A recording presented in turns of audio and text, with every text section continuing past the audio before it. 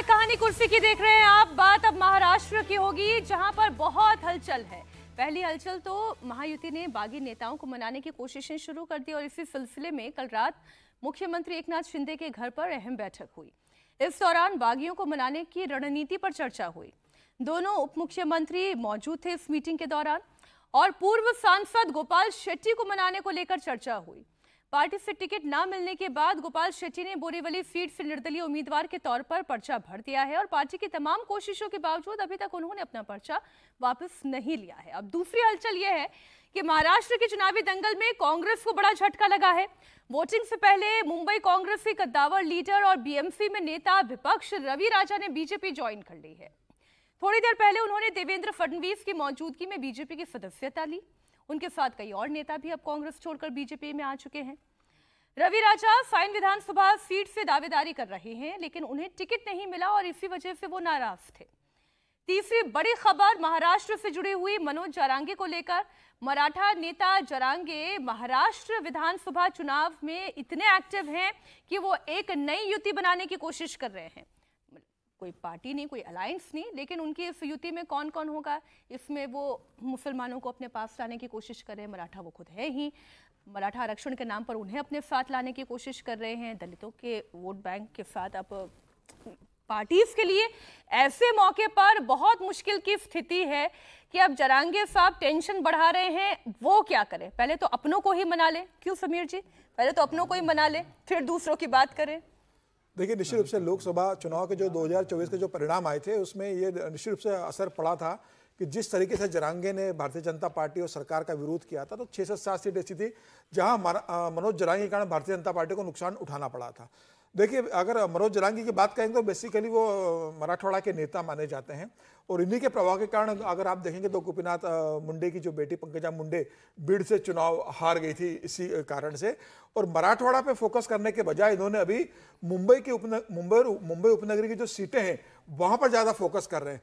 इनका उद्देश्य अपने उम्मीदवारों को जिताने से ज्यादा भारतीय जनता पार्टी को उम्मीदवार को हराने का है और यही कारण रहा है कि इन्होंने जो भारतीय जनता पार्टी का जहां नुकसान हो सकता है वह मुंबई की सीटें इन्हें आइडेंटिफाइड की है और 16 सीटों पर एक दावेदारी पेश इन्होंने की है और ऐसे लोगों को फॉर्म भरवाया है जो भारतीय जनता पार्टी के लिए नुकसान कर सकते हैं।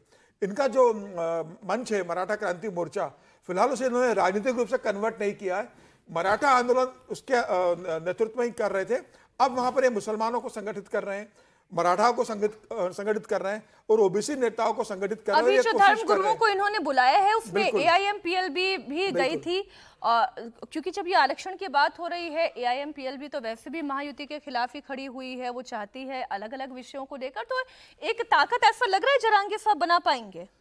नहीं, ताकत का कोई जरांगे कोई बहुत बड़े लीडर नहीं है वहां पर, लेकिन विधानसभा लोकसभा में कुछ असर पड़ा था। और देखिए, विधानसभा चुनाव में अगर जातिगत समीकरण चलते हो मराठा आंदोलन के नाम पर, अगर कुछ मराठा भ्रमित होते हैं और इनका जो मोर्चा रहा है मराठा क्रांति मोर्चा, उसका आधार तो है अगर 4 से 5 हजार वोट किसी सीट पर अगर प्रभावित कर देते हैं तो विधानसभा में ये बहुत होता है कि जहां बहुत कंपटीशन है, 2 गठबंधन में 3 दल चुनाव लड़ रहे हैं, कंपटीशन बहुत है, कुछ निर्दलीय चुनाव लड़ेंगे।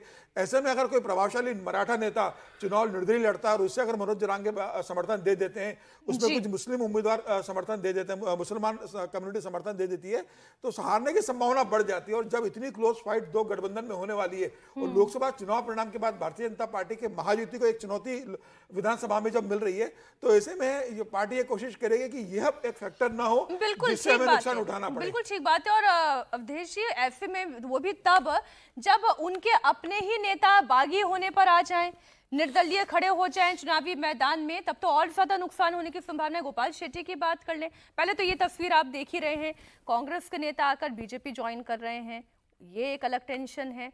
अब गोपाल शेट्टी जो उनके अपने नेता है वो नाराज होकर बाहर खड़े हैं।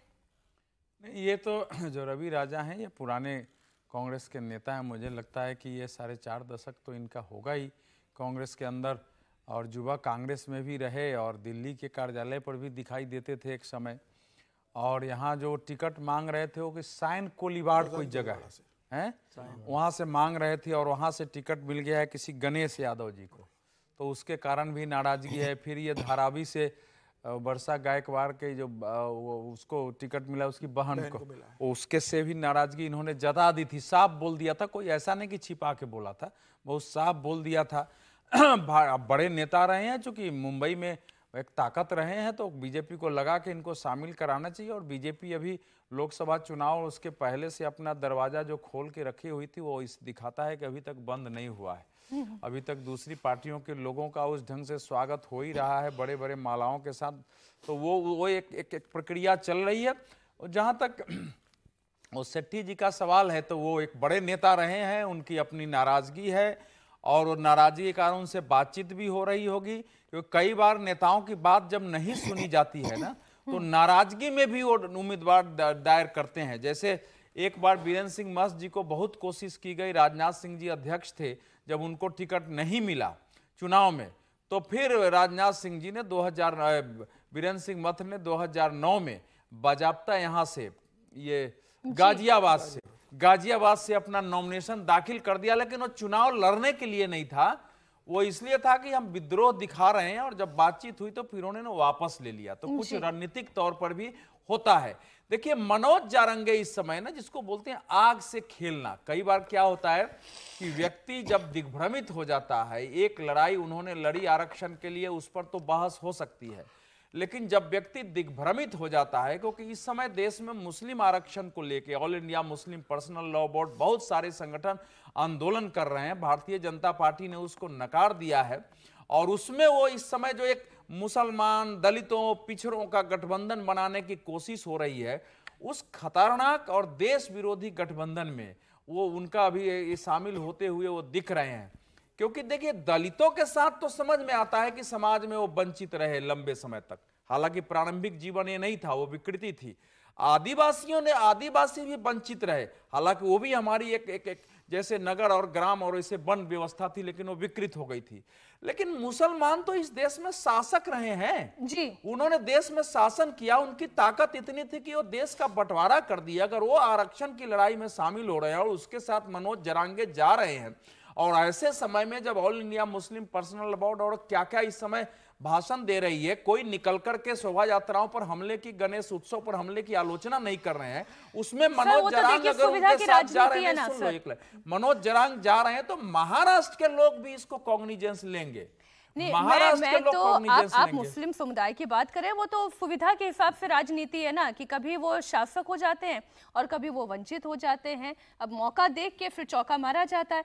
अब बात यह है कि जो बागियों को मनाने की कोशिश हो रही है, उस पर देवेंद्र फडणवीस ने क्या कहा, एक बार पहले हम दर्शकों को वो सुना देते हैं और फिर लौटते हैं चर्चा पर। और जहाँ तक बागियों का सवाल है, तीनों पार्टियों ने बैठकर जहाँ क्रॉस फॉर्म आए थे, उस पर हम लोगों ने जो प्रॉब्लम है उसको सॉल्व किया है। अब बागियों के ऊपर भी प्रयास चल रहा है। मुझे विश्वास है कि हम लोग सबको मना लेंगे और फॉर्म वापस लेंगे। वो कोई भी माई का लाल आए तो ये मुख्यमंत्री मेरी लाडली बहन योजना बंद नहीं होने देंगे, उल्टा बढ़ाएंगे हम, और हमारी लाडली बहना को लखपति बने हुए देखना है हमें। और इसलिए मैंने कहा इलाका किसका भी हो, धमाका हम ही करेंगे। और 20 तारीख को वोटों की बौछार होगी, 23 तारीख को पटाखे फूटेंगे, विजय। बात ऐसी है कि देखो उनका बेटा चुनाव में खड़ा है, और अगर उसका बेटा चुनाव में खड़ा होता है, उनकी मानसिक स्थिति आप समझ सकते हो। जिस बीजेपी को महाराष्ट्र से हद्दपार करने की भाषा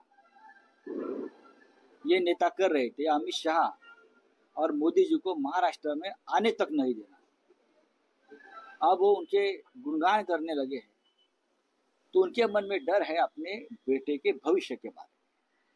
हो सकता है, होना भी चाहिए, हम उसके ऊपर क्या बात करें, लेकिन महाराष्ट्र में किसी भी हालत में महाविकास आघाड़ी का ही मुख्यमंत्री बनेगा, ये मिस्टर राज ठाकरे जी को भी पूरी तरह से मालूम।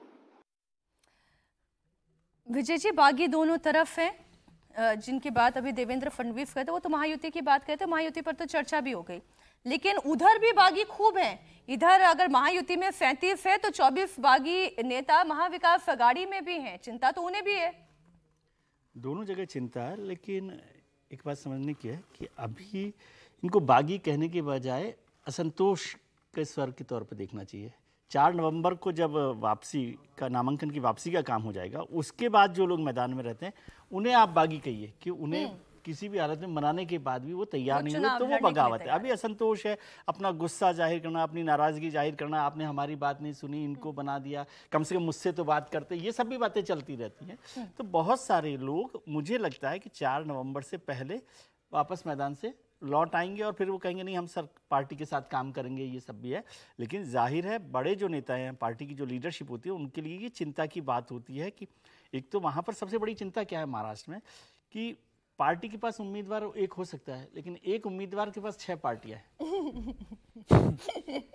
एक उम्मीदवार के पास 6 पार्टियां, तो वो आप कहीं भी चले जाइए, वो कहेगा अच्छा आपके पास नहीं तो आपके पास, आपके पास नहीं तो आपके पास, कहीं आपके भी वो पास जाकर ऑफर करने के लिए क्या है, आपके पास ऑफर करने के लिए क्या है। तो इसलिए थोड़ी ये बगावत और असंतोष ज्यादा चिंता का विषय हो गया है पार्टियों की लीडरशिप के लिए। पहले होता था कि एक ही जगह कहीं दूसरी जगह जा नहीं सकता, 2 ही पार्टियां, तो वो बागी जो है ना थोड़े दिनों में मान जाते थे। अभी उनके पास 6-6 मौके, 5-5 मौके होते हैं, तो वो थोड़ी नाराजगी दिखा रहे हैं। लेकिन ये बागी को असंतोष के स्वर के तौर पर अभी देखें, और 4 नवंबर के बाद जब नामांकन वापस हो जाएगा तब आपको तस्वीर साफ होगी कि मैदान में कितने बागी उम्मीदवार हैं।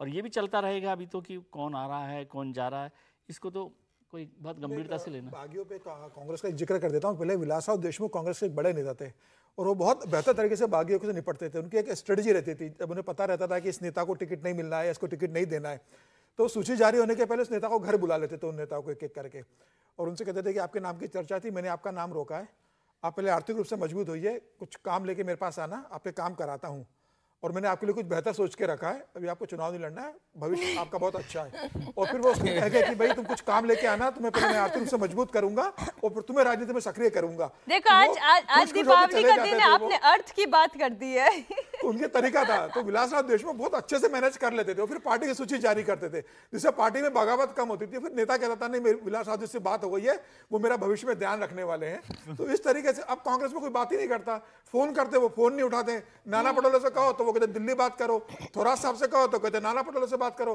पृथ्वीराज चौहान को फोन करो तो कहते क्या मुझे टिकट मिल गया, बहुत बड़ी बात हो गई है पार्टी के अंदर। भाजपा में तो कर रहे हैं ना, भाजपा में बात कर रहे हैं ना। हाँ तो भाजपा के दरवाजे तो खुले हैं सबके लिए, कोई दिक्कत नहीं। भाजपा में उन्हीं का द्वार लगता है सबसे अब देखिए ज्यादा आप आज जो पूर्व सांसद चुनाव लड़ रहे हैं गोपाल शेट्टी, कल उनसे रात को जो प्रभारी है भूपेन यादव, उन्होंने बात की है और समझाया उनको। तो मुझे लग रहा है कि गोपाल शेट्टी नामांकन वापस ले लेंगे। थोड़ी नाराजगी होगी, भर दिया है, कल या परसों में वो खुद कह देंगे कि मैं नामांकन ले रहा हूँ, पार्टी के समर्पित खबर दे रहे हैं, देखते खबर पर मुहर कब तक लगती है। हर्षवर्धन जी।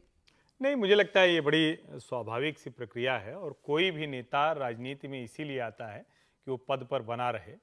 गोपाल शेट्टी का उदाहरण है, गीता जैन का उदाहरण है, ये लोग सीधे सीधे दिखता है कि ताकतवर रहे, जीतते रहे, हारे नहीं है, चाहे वो मीरा भाईंदर का मसला हो या फिर बोरीवली का मसला हो।